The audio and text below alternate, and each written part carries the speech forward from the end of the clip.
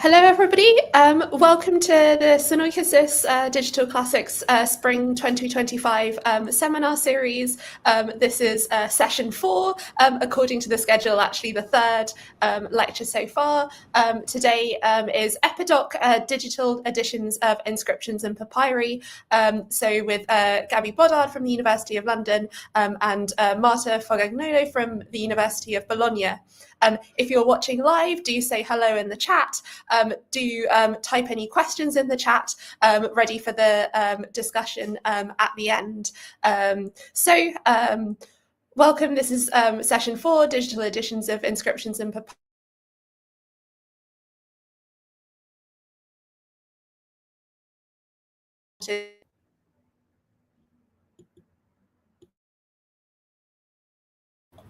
We briefly lost Katie, I think.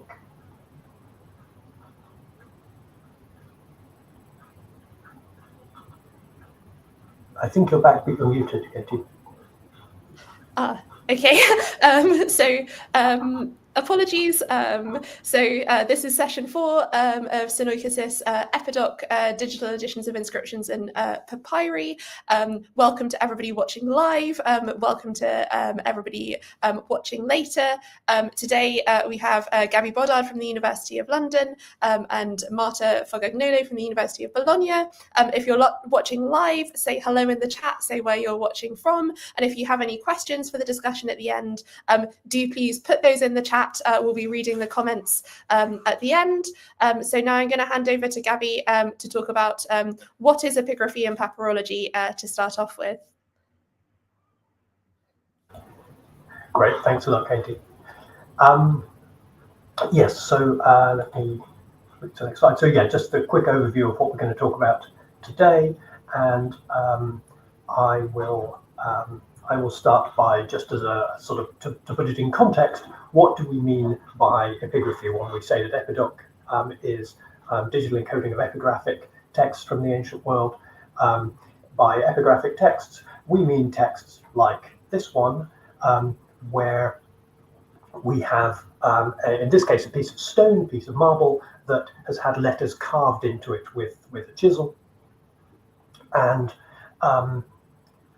that has survived from antiquity as a result. This particular inscription is written in ancient Greek. Inscriptions, of course, written in all sorts of languages. The ones from the classical world are mostly Greek and Latin, but there are inscriptions in hundreds of other ancient languages and languages from other historical periods that are all also epigraphy in a sense. The important thing to note about epigraphy is why people write on stone. Why, when you're writing something down, would you write it on stone? And the reasons for the ancient Greek and Roman world are largely the same as the reasons why people write on stone today. The vastly most frequent kind of text we find written on stone, as today, are gravestones. These are markers. These are memorials.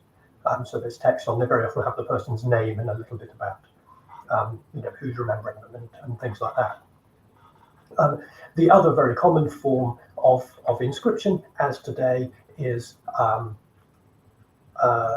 inscription on a building, saying something about the foundation of the building, the date, the people who might have funded or in some other way been associated with the founding of this building. So here's again another modern example, and we're used to seeing these sorts of inscriptions all around us in the modern world. It's an example of a different kind of inscription. This is a text written on a wall in a tomb in Egypt. There's also inscription painted on a wall. This is graffiti. This is text that is not really meant as sort of permanent memorial in the way that stone inscriptions are. And then there are also not really permanent, but in this case they have lasted for 2,500 years. Text scratched on a surface that's really not much more than a sort of note paper in terms of its original intended permanence, but it is something which has lasted, and so we have an object, an artifact from the ancient world with writing on it in a single copy. right? These aren't mass-produced objects in the main. What these all have in common, and also with papyri that we're not going to talk about in a lot of detail here, but other ancient objects, and also coins, seals, brick stamps, these sorts of things. What these have in common is that because they're written on objects, and usually on unique objects, we are, as historians and scholars of the ancient world, we're as interested in the physical object as we are in the text that's on it. And so an edition of an inscription doesn't just say Kimon Miltiado, as the text is on here, as we would if we were reading the first line of the Iliad, for example, which exists in hundreds of copies. So what each copy looks like is usually not of primary interest in an edition of that text. In this, the fact that Kimon is on a different line from Miltiado, the fact that the spelling of Kimon, it's spelled with what's normally a short O, although it's a long O in the name, and likewise at the end of Miltiado, that presumably would be one of the longer O sounds in more conventional Greek script, etc. These sorts of features, the spellings, the state of repair, the shape of the object, the dimensions of the object. This potsherd is presumably, I don't have dimensions on this photograph, which means this is not a good epigraphic photograph, but it's presumably somewhere in the region of 10-15 centimeters, I'm guessing. It's not a massive monument. All this sort of information is of interest to an epigraphist. So epigraphy is a lot about object description, as well as it is about text transcription. The other thing to note about epigraphy is that because we've been studying ancient inscriptions seriously for a couple of hundred years now as scholars of antiquity, they've been one of our major primary sources for ancient history. We have systems of transcription, and we have systems that we use to record these various features, such as the state of repair, errors in the original text, paleographical details like these. And these systems that have been finally codified around the 1930s, but they're based on systems that have been used for quite a bit of time before that, are known as the Leiden system, or the Leiden conventions. Because of this conference in 1931 that was held in Leiden of papyrologists who first came up with this codification of the scheme. And what this means is that we can unambiguously and fairly efficiently indicate features of the text that someone else who knows the system can understand pretty quickly and pretty clearly, but without making the text harder to read. So if you've got a line of text, like that text that read Kimon before, but one of the letters is really hard to read, so much so, perhaps it's damaged, perhaps the surface is smudged or something, it's so hard to read that if it wasn't in context, you actually wouldn't know that was an O. Then you would represent this fact by printing a dot underneath the letter that you print. It has to be an O from context, but if it's damaged enough that that's ambiguous, we put a dot under it. If there are letters that are completely lost, but we more or less know what they are, we put square brackets around them. If there are letters that are clearly an error, but we can correct that error, we print the corrected version with angle brackets around the correction. If there's an abbreviation, if Kimon's name had just been written as K, because we'd assume that was short for Kimon, then we'd mark that as an abbreviation. We'd print the K, but we'd then print the rest of the word in parentheses. So these various different brackets are unambiguous. Every epigraphist and papyrologist and historians who have seen this system, they understand what the different types of brackets and the other different sigilla mean, and they can more or less work from that. So that's the state of epigraphy. That's how we record epigraphic texts, and have done since, as I say, this Leiden conference almost 100 years ago. So that's our starting point. That's the discipline of epigraphy. We're now going to talk a bit about how we work in this discipline in the digital age, and I'll hand over to Marta, who's going to talk to us a bit more about this system called EpiDoc that we're talking about next. Thanks, Gabriel. Okay, so let's get to the heart of the topic of today. What is EpiDoc? EpiDoc is the leading standard for encoding inscriptions, papyri, and other primary and documentary text based on TEI XML. Using a semantic markup language, such as XML, both human and machine readable, allows not only to efficiently encode the traditional components of a critical epigraphic edition. Can you hear me? Sorry. Yes, we can, yes. Okay, great. But also specific interpretative features, such as historical, topographic, prosopographical, and linguistic data, which may occur in your own inscriptions and which you may want to highlight in your own project. Of course, XML has many advantages, and some of which we are going to see in the next slides. But first of all, a digital edition based on XML presents the same structure, basically, of a printed traditional edition, but the strict distinction in specific sections allows to reflect even more on how to deal with all these aspects and to safeguard consistency in handling data.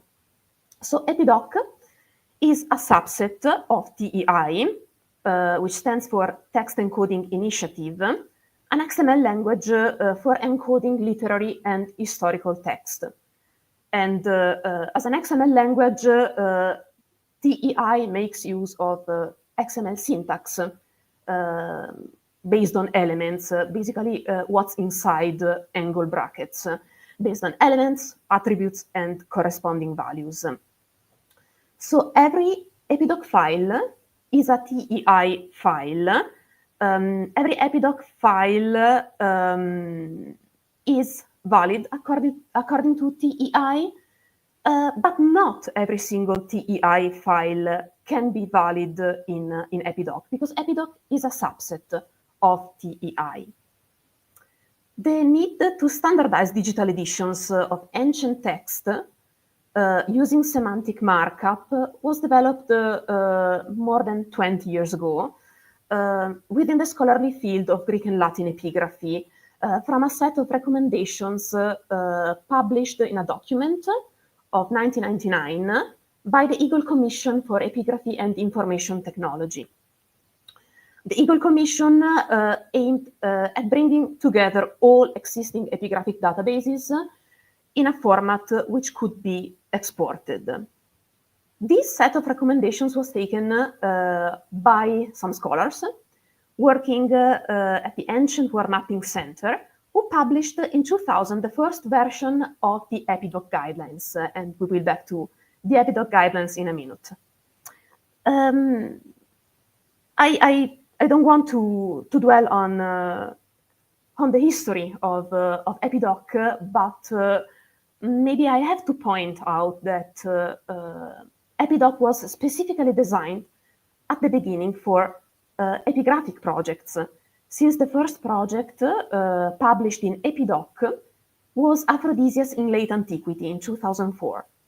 And from 2004, collaborating with other projects, such as the US Epigraphy Project, the Vindolanda Tablets Online Corpus, the EpiDoc community started a discussion and started to elaborate guidelines and tools useful to digitally encode ancient epigraphic text, but not only epigraphic text. Since almost from the beginning, other texts, such as papyri and manuscripts, were object of the EpiDoc encoding.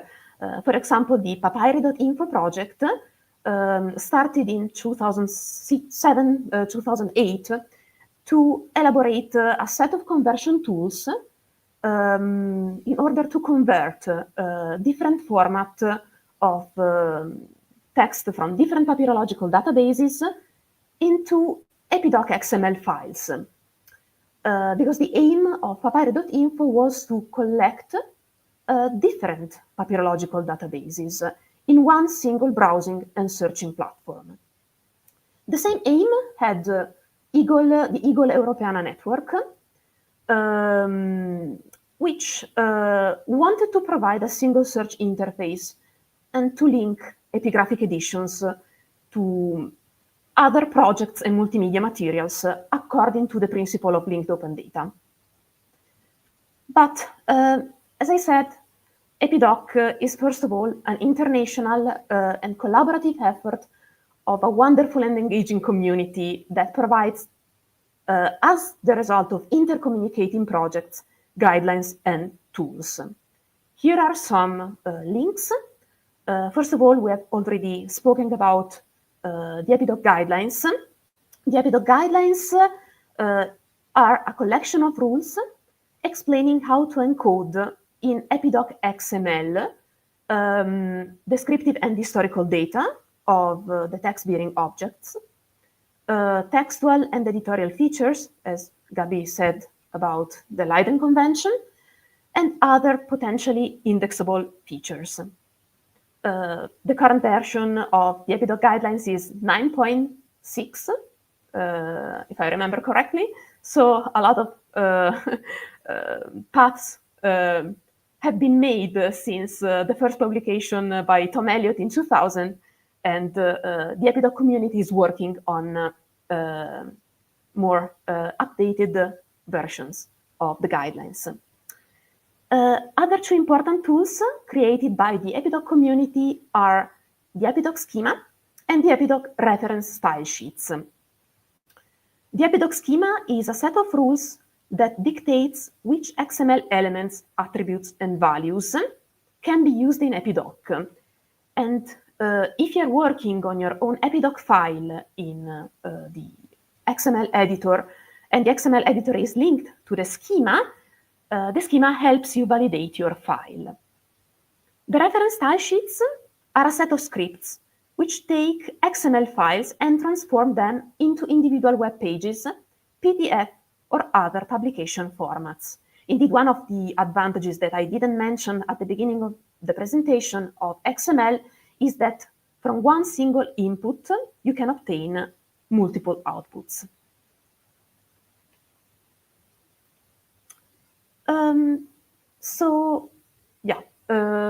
Another important feature, an instrument created by the EpiDoc community is EFES. EFES stands for EpiDoc Front-End Services and is a publication platform for EpiDoc XML files, which enables the creation of automatic or semi-automatic indexes, which is easily customizable and which was specifically designed since the creation in 2017 by the Institute of Classical Studies, University of London, to publish EpiDoc XML files. What is important to remember is that EFES is not only a publication tool, but also a tool useful for controlling the workflow and easily visualizing EpiDoc files whilst working in your XML editor. However, if you want to visualize your edition easily and online without downloading EFES, you can also use some practical converters, such as the EpiDoc Viewer, produced by the iSicily project, and the EpiDoc Converter of the Patrimonium project, which allows to import text written in Leiden and to convert it into an EpiDoc edition. But EpiDoc gathers a community, and how this community can keep the discussion alive? Through the markup list. The markup list is a mailing list used to discuss questions of content, method, development, and practice. Furthermore, the EpiDoc community is linked with other communities aimed at promoting the creation of digital tools for the study of ancient documents, such as the epigraphy.info community. The scholars belonging to this community are engaging in some working groups aiming at establishing, for example, controlled vocabularies applicable to all ancient epigraphic cultures, or ontologies to model information and digital representation of epigraphic objects. But maybe we can dwell a little bit more on the structure of an EpiDoc edition. You can find the template downloading it from this link on the EpiDoc guidelines. But here we have the main elements which are essential part, a structural part of the EpiDoc edition. The whole edition is surrounded by a root element, namely the TEI element. We said that EpiDoc is a subset of TEI. And inside, nested in this element, we have three different elements, sub-elements, which correspond to three different sections of our EpiDoc edition. The first one is the TEI header, which contains information about physical and the physical part of our object and the historical, the history of the object itself. Then we have a facsimile element, which allows to link, to add to our inscription images and photographs. And at the end, we have a text element, which contains text, apparatus, translations, commentary, and bibliography. So everything which has to do with the ancient text. Let's focus on the text element. All the different parts we have mentioned before, so the edition, apparatus, translation, commentary, and bibliography, are introduced by a div element with an attribute type and some constrained values. The value for the edition is, of course, edition. The value for apparatus is apparatus.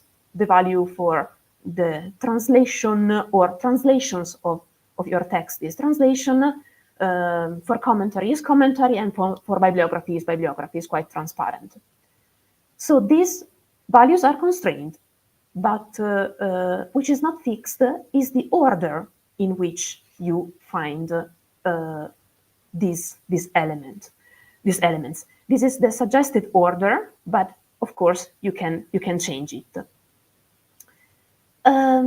Your ancient text should be put inside, of course, the div type edition, which can have also an attribute XML lang, which allows you to specify the language of your text, of your ancient text, and inside the element AB, which stands for anonymous block. Each line is introduced by an empty element LB, of course, for prosaic text. If you have metrical text, you use another set of elements, such as LG line group or L line for verses. I don't want to, because maybe I'm running out of time, to speak about the div type apparatus, div type translation, commentary, and bibliography elements, but I just want to explain a little bit more in detail what's inside the TEI header element. Inside the TEI header element are nested other elements, in particular the MS desk, manuscript description, which contains some elements. The MS identifier, manuscript identifier, contains information about the repository in which the object is stored, and also other information such as the inventory number. Another element we find inside the manuscript description element is physdesk, physical description, which contains information about the type of object, material, dimension, layout, and so on. And another element is the history element, which contains information such as date, location, original location, find spot, and date and place of modern observation. But now I leave the floor to Gabby.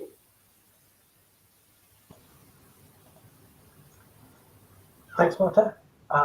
That's a great overview. I only want to sort of say one small sort of codicil to that, and then we'll move on to the next part. But I really just wanted to mention that all of what Marta has just described, the EpiDoc guidelines and the way in which we encode things in EpiDoc, are very much based on the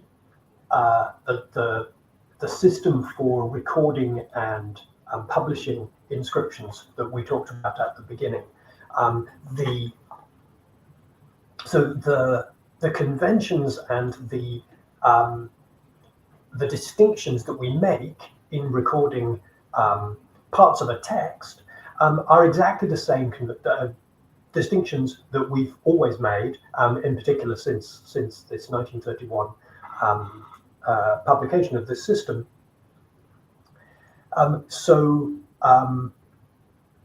Where we have letters missing from the original text due to damage or something similar, restored by the editor by comparison, or because there's only a couple of letters missing and it's obvious what the word is or something, these texts that would normally be in square brackets in a printed text in Leiden, in EpiDoc we simply we do exactly the same. We keep the three letters and we put something before it and something after it. And what we put instead of putting a square bracket, which is an entirely arbitrary symbol, we put this TEI XML tag, so the supplied tag, and because there's various different types of supplied, we specify that the reason for supplied when it's a square bracket is lost, just as the reason for supplied when it's an angle bracket or a pointy bracket is reason is omitted. Okay, so we use these brackets. Now, immediately we've got something which is much more complex and much harder to read for a human than the text on the left. I mean, a text that's full of square brackets and angle brackets and parentheses might be, a bit confusing to someone who's never seen the Leiden conventions before, but you can learn them very quickly. Looking at the text in XML that you see on the right, that's not quite so nice, to put it mildly, to read. The point being that this is not really designed to be human readable text. Okay, it's simply we're taking the human readable arbitrary symbols, but nevertheless human readable symbols because they're very, very concise, from the left column, which is the 1931 recommendations, and we're replacing them with a machine readable and a much more transparent thing, which can then be processed. It can be rendered in various ways. It can be used to search the text and query the text in various ways. So really, if you know the Leiden system from the left-hand column, and you have this slide in front of you, or actually there's a quick reference document which is a tiny bit more complex than this slide, but only a little, then you can always tell what the EpiDoc should be because you've got that one-to-one mapping from the two. Okay. And I say always, I really mean almost always. The only exceptions really are the next three things we're going to talk about in this presentation. So we're going to have a quick summary of. I forget if we're starting with abbreviations or we're starting with lacunae. Someone can remind me perhaps, but. We're going to have a quick, in whatever order, we're going to have a quick explanation of the slightly more complex, only a very slightly more complex situation that we have with the lacunae that are restored and lacunae that are not restored, if they happen to be adjacent to each other. The slightly complex situation with abbreviations, where it's not always as simple as having a word and part of the word is on the stone and part of the word is not. And the slightly more complex situation of dealing with symbols of one kind, non-alphabetic symbols that appear on the stone. So we're going to talk about those three things next. And the first one, whichever of I think it's probably restorations lacunae, is I believe Marta is going to talk about. It is lacunae first, is it? Not abbreviation should be. Abbreviations first. Okay, no, go ahead. Yeah, okay. No, I just couldn't remember. Okay. Okay, so let's talk about how to encode abbreviation in EpiDoc.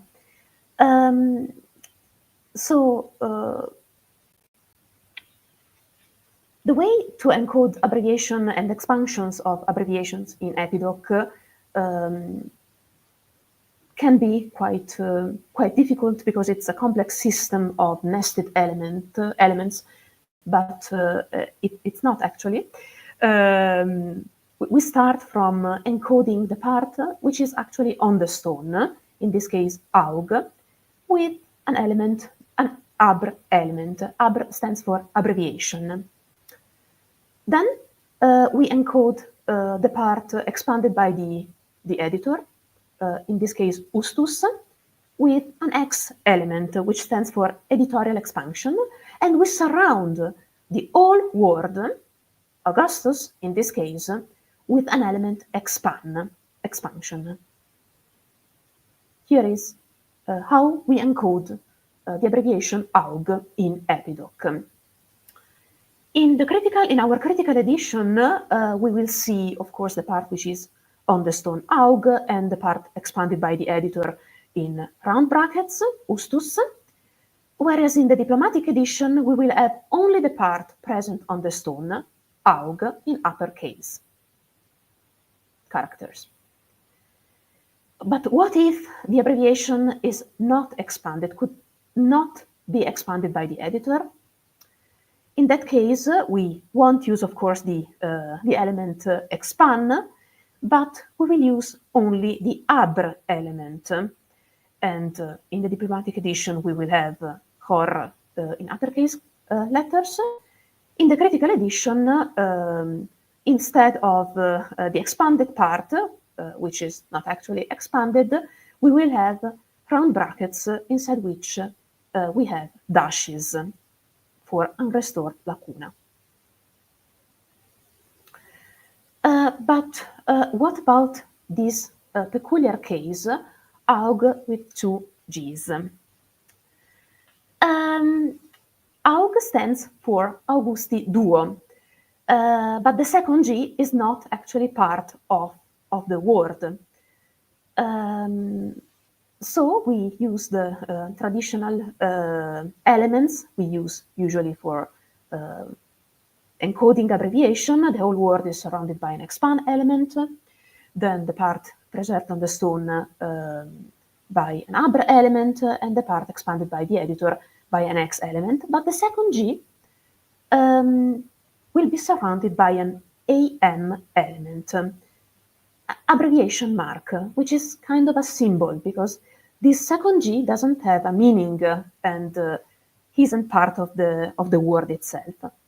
And this second G will be displayed only in our diplomatic edition, not in our critical edition.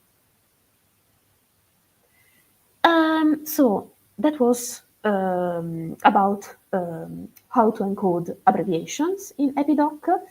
What about complex lacunae? Here is an example of a stone which is partially preserved. The editor integrated these two lines, and integration according to the Leiden system, the Leiden convention, is signaled through the use of squared brackets. In EpiDoc, we encode restore lacuna through the use of a supplied element and the attribute reason and the corresponding value lost. Here, as we have seen before, to encode underdot, which means letters ambiguous outside of their context, we use the element unclear. But what if the lacuna is not entirely restored? What if the editor was able to restore only part of the lacuna?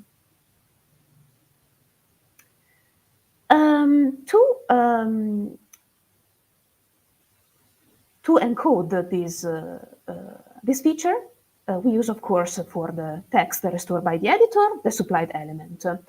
Instead of the 3 dots or dashes, if we don't know how many characters are missing, we use a gap element, an empty element gap, followed by the attribute reason lost. And if we want to specify that, as in this case, we don't know how many characters are missing, we use also extent unknown and unit character to specify the unit. It could be also lines. Pay attention to spaces, because if we had this situation, the 3 dots or dashes will be displayed immediately after the restored characters, and the word won't be complete. But since Kateske is complete, we have to put a space between the supplied element and the gap element. But if the integrated and non-integrated portions of text are inside the same lacuna, are inside the square brackets in Leiden, we don't want to have, such as in this case, 2 different square brackets. So the first one with the text inside, the restored text inside, and the second one with dots or dashes. What we want to have is to omit the first closing square bracket and the second opening square bracket, and to have everything, so text and dots or dashes, inside only 2 square brackets. A solution maybe could be to put inside the supplied element the empty element gap, but it would be nonsense since a gap is technically not restored by a portion of text not restored by the editor. So we don't have to worry at all, because keeping the natural order of elements, so the opening element of the supplied text, closing element of the supplied, and then the empty element of gap, keeping this natural order of elements is the solution, because the style sheets will transform for you the XML in a single square bracket with text inside and dashes, like this.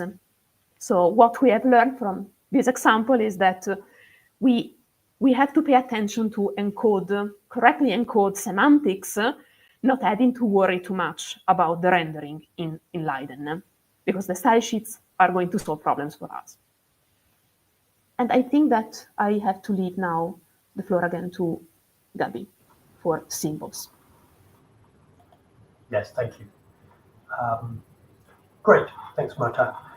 Yes, so the last example of something which is not entirely a simple case of replacing the brackets from Leiden with an XML tag in EpiDoc is what happens when you have a symbol of some kind on the stone, and there are three kinds of symbols that we can talk about briefly. We can talk about symbols which appear that don't contain a textual meaning. It's not that they don't have any meaning at all; they're there for some reason, but they don't have a textual meaning in the reading of the text. And these are things like where there might be a leaf or a scroll. There might be a picture of a dolphin is not uncommon. Stars, suns, wreaths, other sorts of things that appear in the text. There may be a small cross in the text, which maybe indicates that the text is in a Christian context, but isn't read as part of the text in the normal sense. There are symbols which do contain a meaning. These are shorthand, or we can think of them as a sort of abbreviation. So you have a symbol for denarius, you have the symbol for centurion, you have the symbol for year, which comes up very commonly on funerary texts and so forth, which we might treat in a slightly different way. And there are marks that that expand to text features in various ways. So this can include complex abbreviations, and I won't talk so much about those, but I'll give one example of that kind. But so non-meaning bearing symbols, non-text meaning bearing symbols, I should say, that they have some sort of meaning, presumably, are fairly straightforward. We have a list of possible symbols that we can use, and we point to this list using the ref attribute on a G element. So the G element is just a glyph element. G is short for glyph, and this just means that the symbol that appears here is not a symbol that I can type. It's not a letter of the alphabet, but it's a symbol that I want to describe, and I maybe want to render either in words or with a symbol. But what I'm labeling it as for the purposes of encoding is this string, which we received with the hash character in the ref attribute, which means that there's an element somewhere that describes this. For the purpose of this exercise, let's not worry about where that element is. We can just pretend the element is there. It won't break anything if it isn't really there. So if there's a leaf symbol in your text, you simply say gref equals hash leaf, and you can do that with any symbol. Give it a name, mark it like that. There's slightly more complex things to do if we're working in a long-term project where we have to actually create these lists to which these things are pointing. But for today, let's just keep it simple. Let's make a pointer, and we'll assume that the pointer points to something. It doesn't matter if that something doesn't exist yet. For meaning-bearing marks, we have a couple of options. We could do exactly the same as for the non-meaning-bearing marks. We could just say that this is a denarius symbol, and I'm just going to say gref equals denarius, because I might print it as a symbol, or I might print it as its name. Or we can say something slightly more complex. We can say, and this may feel a bit odd, but this is actually what is more conventionally done in Leiden, where you put the word denarius, because that's possibly in Greek, if this is a Greek text, or in whatever language the text is in, where the symbol appears in the text, you spell it out as if because if you read the text out loud, that's what you would say, like the pound sign in an English text, and it's put in parentheses as if it was an abbreviation, just as ustus is in parentheses. So we could simply say that this is the symbol, and it's an abbreviation for the word denaria. Okay, so this markup of an inscription should be familiar to you from what Marta showed a couple of minutes ago. So that's not entirely semantically perfect, but it pretty much reflects what we do in Leiden, which, as we said earlier, is effectively our goal in EpiDoc, is to follow that example. I'll give just one example of the slightly more complex case of a symbol which there are various different ways in which one might expand this symbol. So there's a symbol which is used in Greek. It's particularly common from medieval Greek and from early Christian Greek. This is the Chi-Rho symbol, but it was used earlier, and it was used in other contexts later as well in a slightly less symbolic way. So the Chi-Rho symbol is it's this interlocking chi, the symbol shaped like an X, a Latin X, and the rho, which is a symbol shaped like a Latin P. And these are the first two letters of the word Christ in Greek, and so these two letters have become shorthand for the name of Christ. So if Chi-Rho appears in a text, and clearly what they mean at this point is that they mean the word Christ, then we can simply say, as an abbreviation, the symbol in the abbreviation is the symbol Chi-Rho. The word we expand it to is the word Christos if it's a Greek text, or I mean, it can appear in a Latin text as well. And then we'd expand it in Latin instead. And I guess it appears in Coptic or other language text as well. However, you sometimes then see, I've seen this in medieval texts, the Chi-Rho symbol used to represent the string of letters Christ, but not actually the name Christ, because they're actually just being used to represent those letters in the longer name Christopher, right? So the Chi-Rho represents Christ, and then Ofer is written after it. So this is a different kind of abbreviation where you've got a symbol where the symbol is expanded to Christ, and then Ofer is the rest of the abbreviation in there. So it's a slightly weirder case, but it's the sort of thing that can happen with this sort of thing. The other two options are that sometimes the Chi-Rho symbol is just used as a ligature for Chi and Rho in a word completely unrelated to the name Christ. So as in this case, Christophoros, written with Chi-Rho representing the Chi and the Rho at the beginning of the line. Or sometimes Chi-Rho is just a symbol, much like a cross. It's a symbol that's written somewhere in the text to say this is a Christian text. Right? I mean, that's something that can appear. So sometimes you have to decide, you have to interpret the text before you're deciding exactly how you're going to encode it. Okay, so let's move on to a couple of quick case studies. I believe the first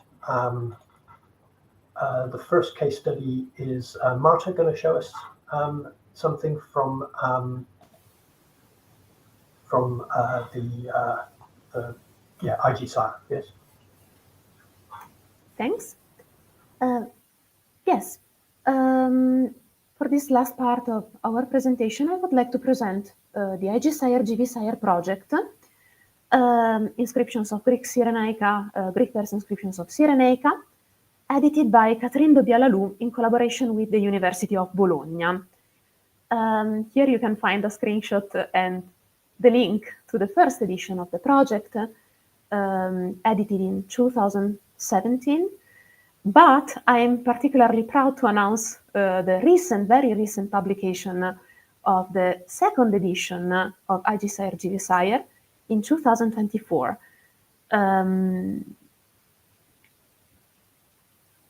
This second publication was needed because of new texts, new readings, corrections, but also because there was the need to align these two corpora to other corpora part of the InsLib project, the Inscriptions of Libya project. The InsLib project aims at collecting different documents, different types of materials and objects, inscriptions and ostraca, in different languages, Greek, Latin, Neo-Punic of North Africa, and was born by the collaboration between various institutions, King's College and Institute of Classical Studies of the University of London, the University of Bologna, the University of Macerata, and the University of Paris, 4 Sorbonne, Centre de Recherche sur la Libye Antique.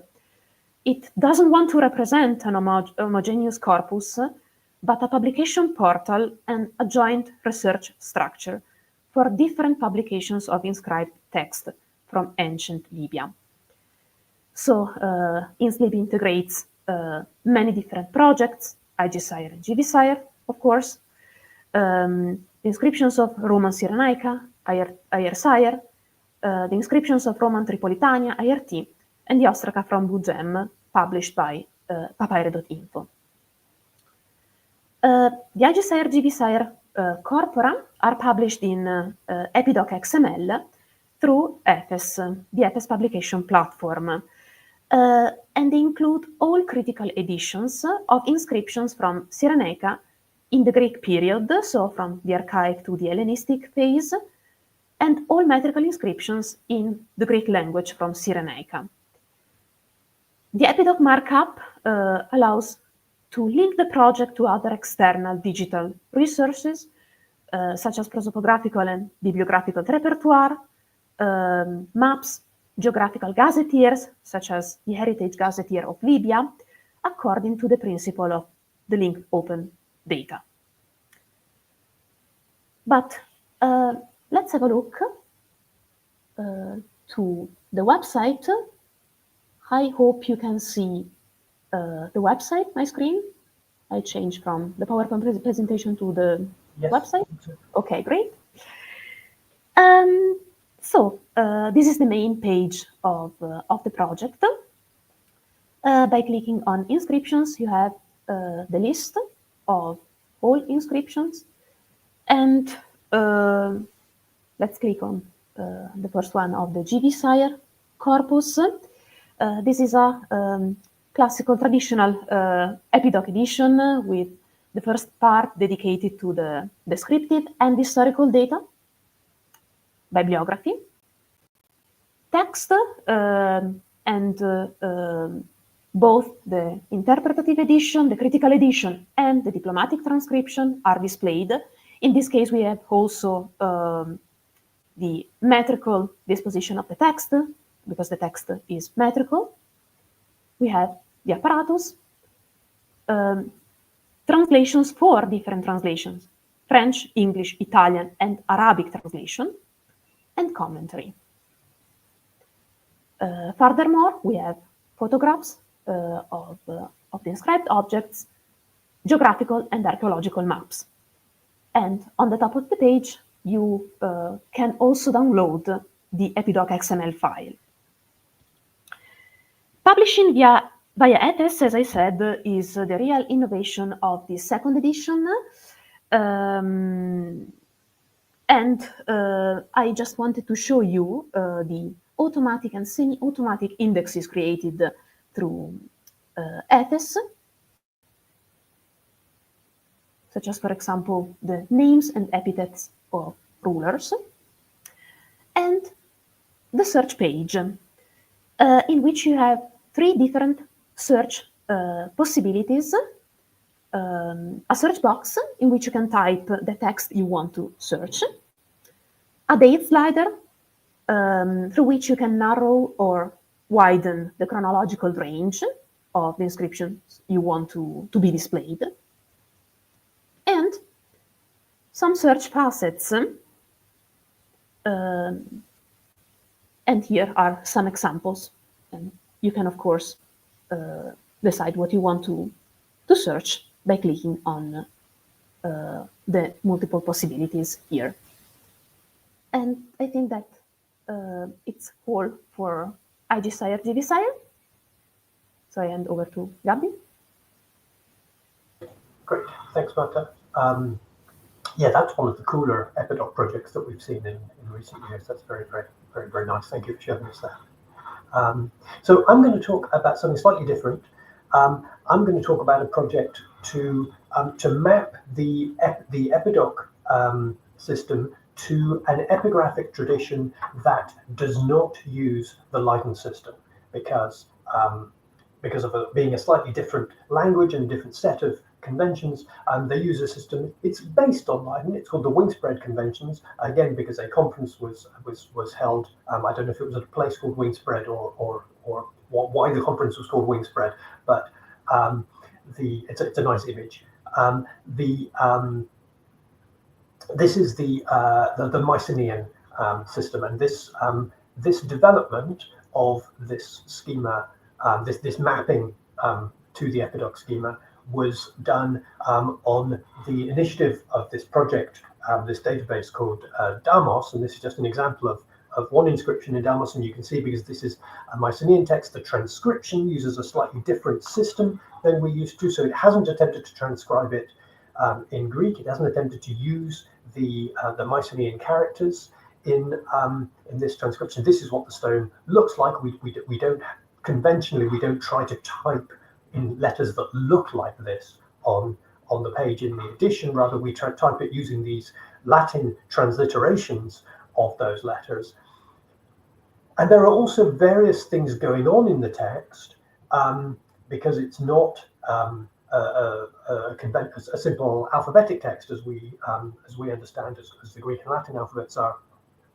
So there's various other things that need to be captured in there. So there are some of the individual sort of characters are represent syllables rather than individual letters. So a word is made up of these 4 characters, but each symbol is made up of characters that are unseparated, with these dashes in between the glyphs on the stone. So there's various things that are different from the way we do Greek and Latin inscriptions, which is why we use a different set of conventions.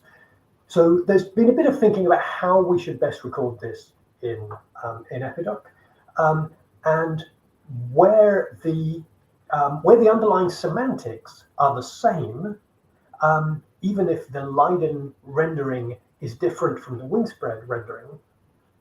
We use the same EpiDoc encoding for it. We just use a different style sheet to produce different encodings. So we've got a whole bunch of examples here. How do we differentiate between a logogram and a syllabogram? Well, there's these various attributes that have been put in. Are weren't things that we ever needed to do with Greek and Latin inscriptions, because they don't use logograms or syllabograms, but these are various ways in which we've been encoding things. Well, we have a number appearing on the stone. We tag it using the number element, the num element, exactly as we do in Greek and Latin. So there's not really any difference. There's symbols we deal with, so these are uninterpreted glyphs, so not something you can transcribe in a normal way. We use the same G element that we talked about for restorations. They use square brackets. We use supplied equals lost. But even if they used a different convention instead of square brackets, we could still use supplied region equals lost to represent those symbols. So this isn't a complete mapping of all Wingspread features to EpiDoc, but it's the beginning of some ongoing work that's been done between some of us in the EpiDoc community and the Mycenaean community, including the overlap of Federica Aurora, who is currently the chair of the EpiDoc community and also the author of the Damos database that we saw earlier. But it's this very sort of collaborative activity, and there's various other movements like this going on, one of which Katie's about to tell us about, which is the encoding of cuneiform texts in EpiDoc. Yep. So I'm going to talk about briefly about aligning EpiDoc with ORAC.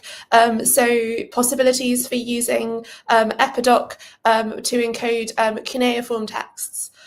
So as Gabby's mentioned, for the Mycenaean epigraphy, obviously different fields have different editorial conventions, and some of the editorial conventions used for cuneiform texts are quite different to those used for Greek and Latin texts, perhaps even more so than some of the Mycenaean ones. So some of those differences might include, for example, different ways in traditional editions of marking damage to the signs, where in Leiden you use an underdot, in most editions of cuneiform text use half square brackets, because actually a dot under particular consonants is actually representing a different particular phonetic reading of a sign, where an underdot and a dot represents in fact a different consonant, rather than anything to do with the damage. So there's also a project to align EpiDoc then with ORAC, which uses instead ATF to encode cuneiform inscriptions. ORAC is a big project which has a lot of cuneiform texts, and the ATF conventions that they use, also used by the CDLI, are slightly different to take into account different things about the way that the text is written, and different editorial conventions in the display. So we can see here some of the ATF codes for encoding cuneiform cuneiform texts that are slightly different to those used for EpiDoc. There's an example here of a text in ATF code that you can see is doing similar things to some of what EpiDoc does in terms of encoding things about the object and about the text, but because cuneiform is a very different type of writing system to those used for Greek and Latin, you might need to encode other things about the writing system as well. So, for example, you can see that there are conventionally curly brackets in ATF around a particular sign. It tells you that it's being used as a determinative, as a classifier. So it's not necessarily something to be phonetically read, but instead it's giving you information about the word that in this case it follows. And some of those things, like determinatives, aren't actually necessarily very easy to encode in EpiDoc. That wasn't sort of originally designed for this sort of writing system.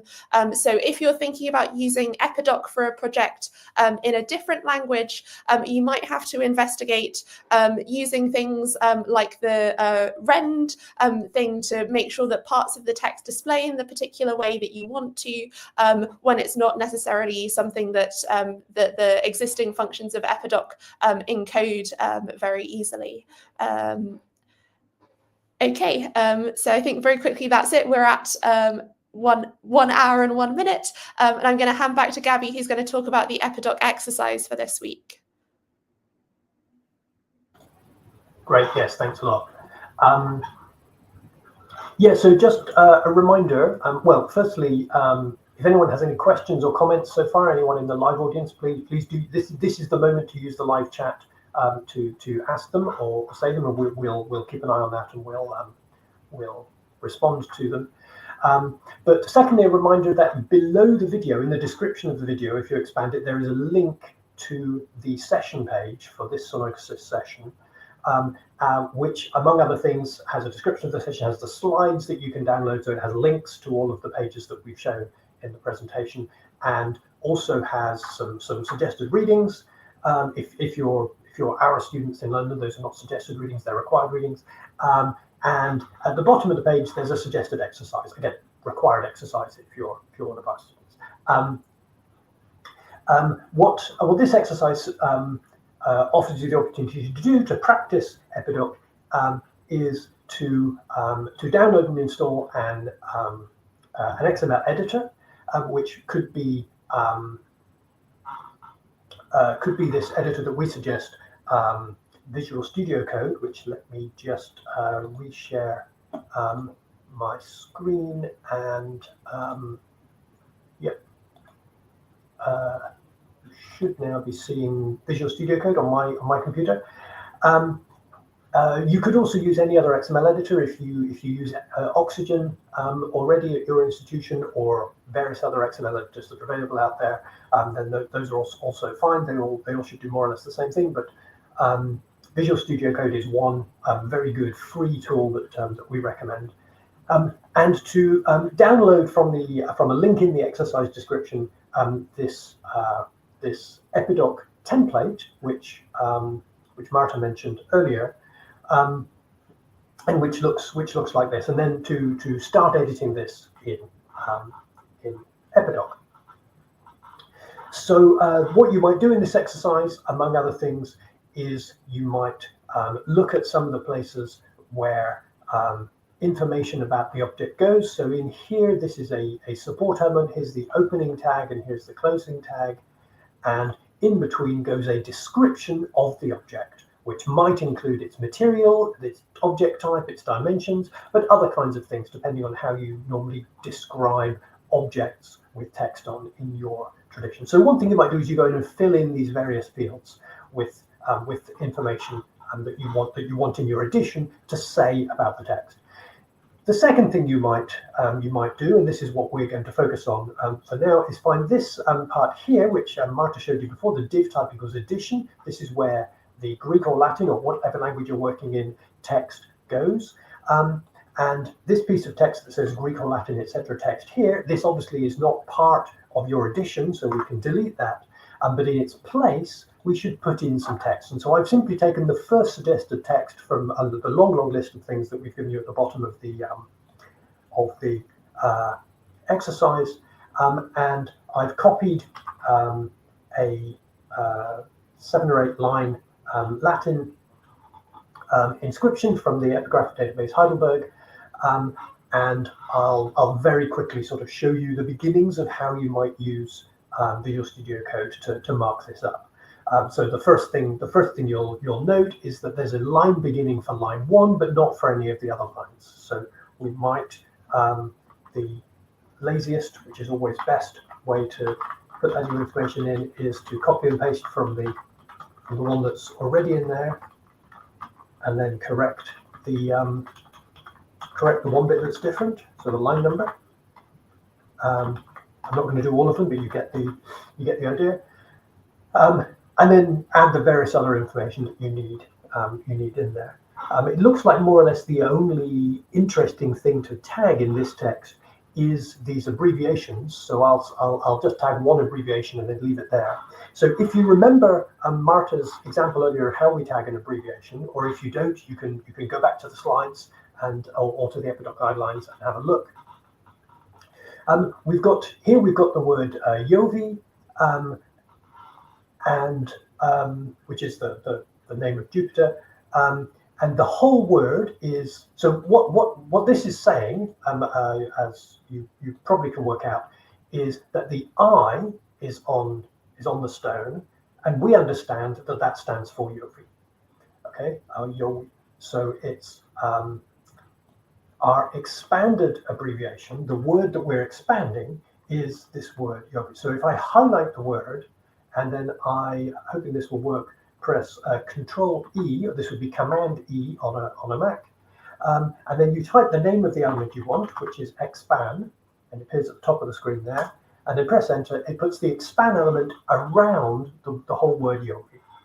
Okay, I do the same with then the I. The I is the only part that is on the stone, so I press Command E, and then I type ABBA, because that's the abbreviation. ABBA is the I is an abbreviation, and Jovi is the expanded form of the abbreviation, and then the expansion is just these letters OVI, OVI in the middle of there. And so again, Command E, X. So the bit that we expand,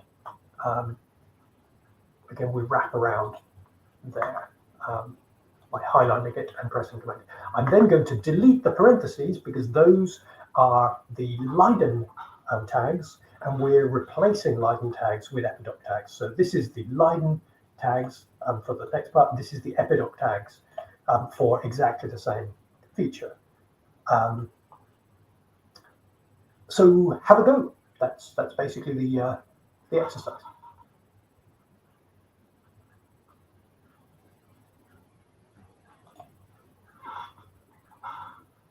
Anybody want to add anything else?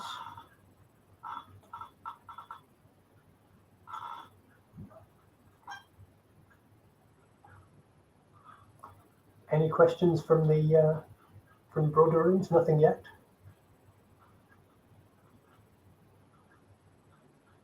Take it that everybody understands everything perfectly, and we'll all ace the exercise.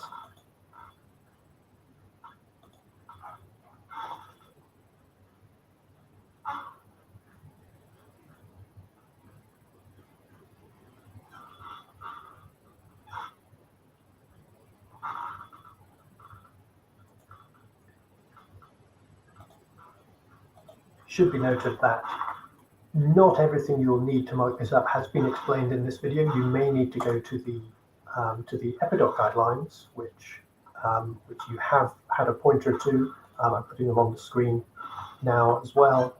You may need to go to the EpiDoc guidelines to get more information about some slightly more obscure features. But that will, I think, be useful. I think as an exercise, as always, you should keep going until you find something you don't know how to do, and then try and figure out how to do it.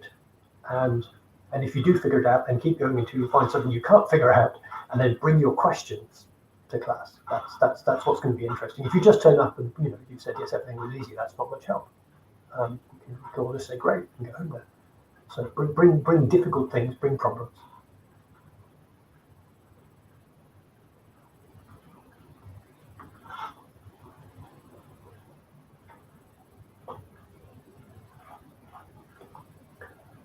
There's also an optional bit at the bottom of the exercise, which is installing FS, which Marta also showed us earlier, and loading up your EpiDoc files into that and seeing how they visualize in that. There's a few instructions to follow on the installation, and then the processing of that.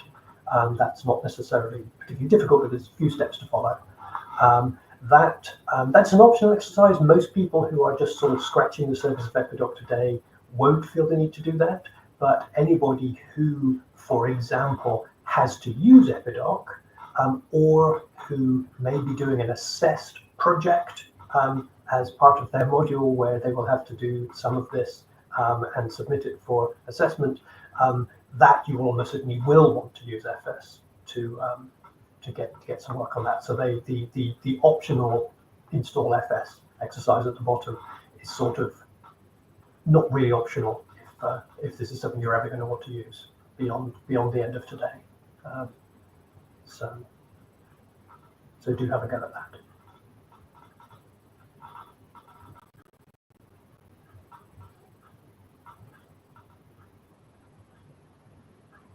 If we don't have any questions from the audience yet, do any of us have any questions for each other?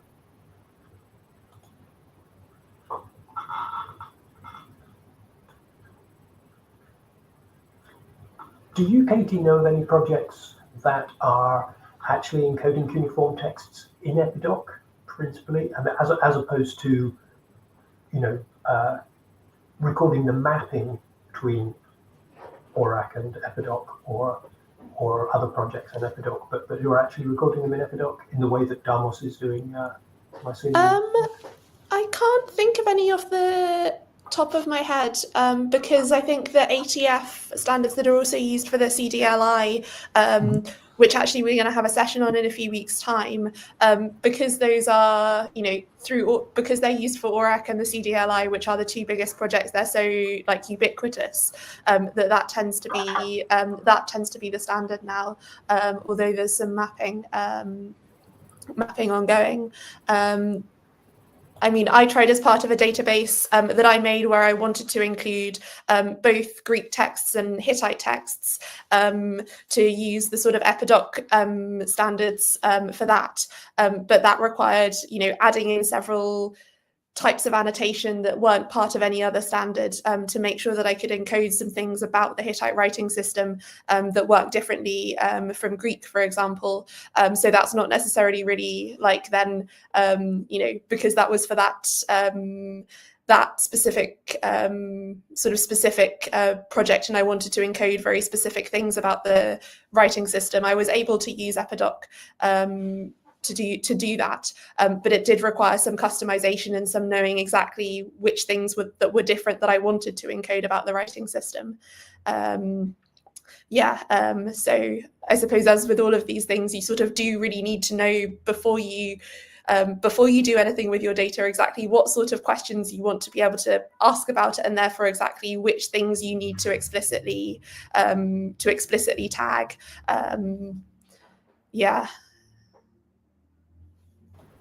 Thanks.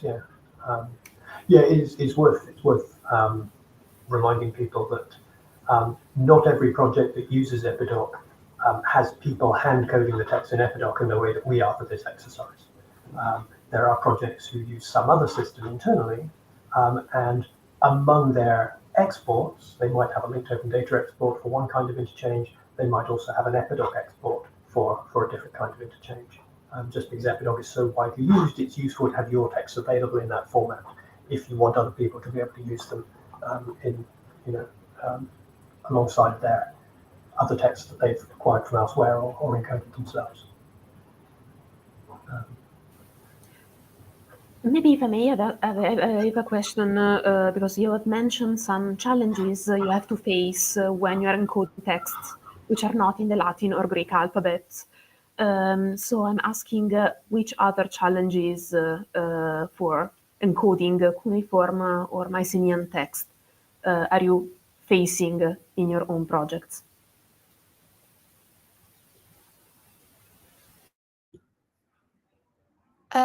So I can give an example of that for cuneiform text, and I think there are probably some similar examples from Mycenaean texts where there might be a particular cuneiform sign.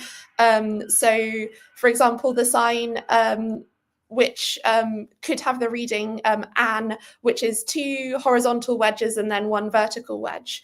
And depending on in what context that sign appears, it could be transliterated in several different ways in an edition of a text.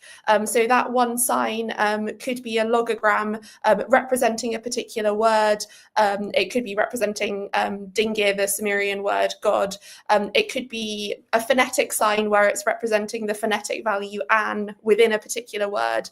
Or it could be being used as a determinative or classifier to indicate that the word after it is a god's name. And on the sort of object in the cuneiform, the sign is exactly the same. There's nothing about it that changes depending on what role that it's playing. But it's only sort of as the editor, when you're reading the text and interpreting the text, that actually this one sign could be playing a lot of different roles. So if you don't have this sort of like there are a few examples with the symbols like Gabby gave where actually you could do a few different things with some Greek and Latin characters. But basically every sign in cuneiform almost has multiple values in some way. Then, actually depending on what text you're doing what with, it might be relatively straightforward to just sort of transliterate it with the phonetic value that you think it has. But if you wanted to indicate and tag a particular sign as being in this context, I want some way to tag that it's a determinative and therefore make it display in a particular way. So make it display superscript. Because this is not something that most written languages do, and because it's not something that, for example, Greek and Latin do, there's not actually sort of one really obvious clear way to do that every single time for every project in EpiDoc. So depending on what sort of style sheet you're using, depending on how searchable you need to make it, all of those things could change exactly how you want to then annotate this particular sign as having this particular function in this particular context. And I think there are some linear B signs as well that might be in some cases used phonetically and in some cases used as a logogram. So you might want to distinguish that some way in your edition as well. And these are all things that are done in sort of conventional editions, basically with the formatting. So whether something is uppercase or lowercase or italics or not italics or superscript or subscript. And those are all things that, you can't just do in an XML file. You have to somehow find a way to tag them instead. And if the reason you're using XML is to make your encoding more semantic, then you don't want to just use superscript and subscript to represent that anyway. You want to capture some of that in a slightly more machine readable, machine actionable way. Other examples. Exactly what you're describing does occur in Mycenaean, as you say. Other examples of features that we hadn't thought of when we designed EpiDoc for Greek and Latin, that appear in, for example, Egyptian texts. If you're marking up a hieroglyphic text, the hieroglyphs aren't just a linear set of characters that are printed from left to right or right to left. They're characters that can appear stacked, and when they're in combination, that can have particular meanings. They can be read together in various ways. There can be one hieroglyph with 2 underneath it, or vice versa. Or you can have hieroglyphs inside one another. All sorts of things. They can interact with each other. And there's other languages where the sort of left to right process isn't followed.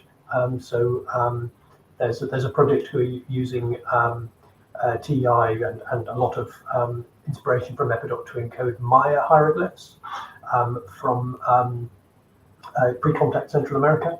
And these some of these texts are not just written sort of left to right, but they're written in a spiral. So there's each block is a glyph, and they're written in a spiral. But each block can be made up of more than one different symbol in combination. So if there's a symbol which somehow is made up the jaguar and the fist symbol. So say I'm sort of inventing this, but then you can have a glyph which actually is a fist with a jaguar's face on it. It sort of combined these two symbols, and again that's something which you can figure out ways to encode that in TEI XML, but we'd never thought about that for Greek, because that's not something we'd had to think about. Even more fun is if you look at some of these Aztec manuscripts, where they seem to have a writing system where adjectives, nouns and verbs are represented by symbols on the page. Adjectives are represented by the style of those nouns and verbs. So for example, there's a symbol for a mountain. The adjective big is represented by drawing the symbol for mountain bigger, right? Or the adjective red for the name of a mountain that's called the Red Mountain is done by painting the glyph for mountain in red ink. Things like this. That's again something very different from how we normally encode texts in Greek and Latin epigraphy. So when looking at those texts, new features of EpiDoc have to be considered.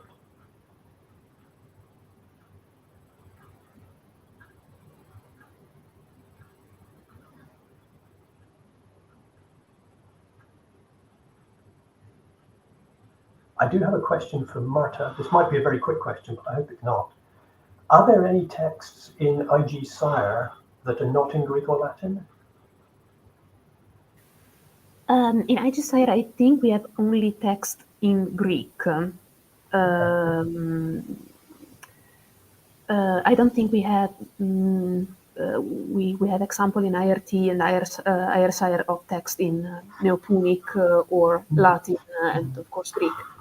But since the documents come from the 7th, maybe 6th century BC to the 1st century BC for IG Sire, and for GV Sire, all texts are metrical text in Greek. They're all Greek, yeah. I don't think we have such text. Okay, I'm here. So I don't know if I answered your question. Yes, you did. Yes, that was the short answer. Maybe I don't know if we have bilingual inscriptions, but I see that Alice Benciveni maybe can be connected with us because she wrote I'm from Bologna, so she's for sure able to answer this question better than me.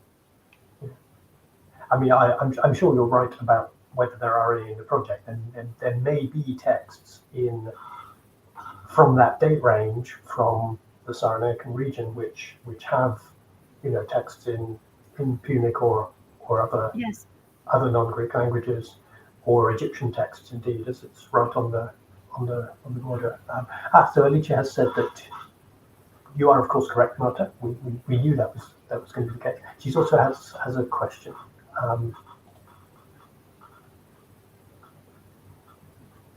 Yes, so the XML editor that I was using for the example I showed online was the Visual Studio Code, which is it's a free code editor that has some very good plugins for XML and works quite nicely. It's not as nice as Oxygen, but it's free. So we used to use Oxygen for EpiDoc training. And I still use Oxygen for my own work, for my encoding. But for a 1 week workshop, it's fine. Students can download the 30-day free trial of Oxygen, and when it expires, they can never use it again. But they may not want to, and if they do want to, they can pay for it. But for a course that lasts longer than 30 days, we need a slightly different solution, because we can't necessarily expect students who are going to need to keep coding for more than 30 days to be able to do so. Using software that you have to pay for. So we use this. There's a link to the information for both to where to download Visual Studio Code and for the plugins that we recommend for working with TEI XML in the exercise page on GitHub,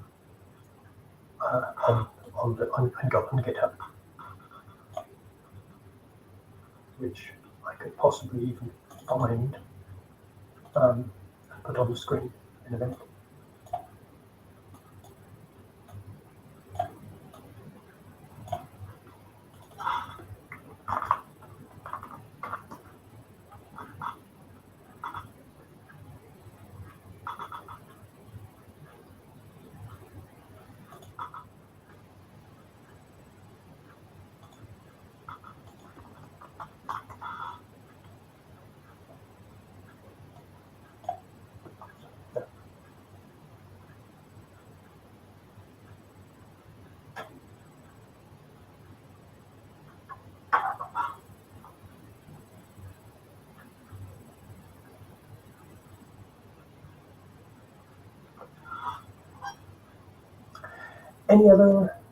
Anyone else want to add anything?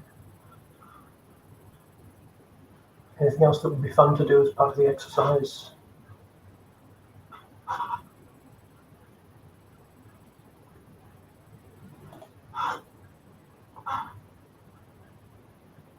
If not, then maybe we're done. Katie, do you want to call us all to order? Yep. Great. Well, thank you very much, everybody. Next week's Sunoikisis session is on Wikipedia and Wikimedia and Wikidata and the Wikimedia ecosystem, including some classical related Wikipedia projects such as WCC Wiki. So that will be next Thursday, 13th of February. So join us then. For now, thank you very much, Gabby and Marta, and thank you and goodbye to everybody watching live. Thanks. Bye. Thank you. Bye.